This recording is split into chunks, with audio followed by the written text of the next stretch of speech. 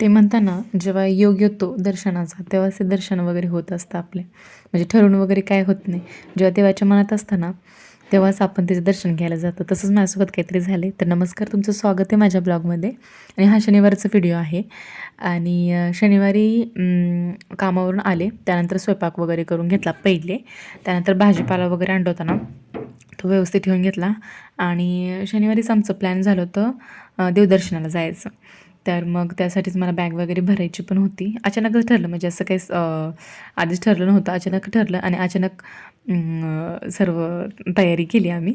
तर मग आधी म्हटलं स्वयंपाक वगैरे करून घ्यावा आणि त्याच रात्री मला जायचं होतं, कारण रविवारी सुट्टी असते ना, त्यामुळे रविवारचा पूर्ण दिवस फिरता येईल. त्यामुळे मग म्हटलं कामावरून आले, पहिले स्वयंपाक करून घ्यावं म्हटलं. त्यानंतर भाजीपाला वगैरे भरून घेतला. शनिवार होता ना, बाजार होता, त्यामुळे भाजीपाला वगैरे मस्तपैकी सर्व व्यवस्थित नीट भरून घेतला.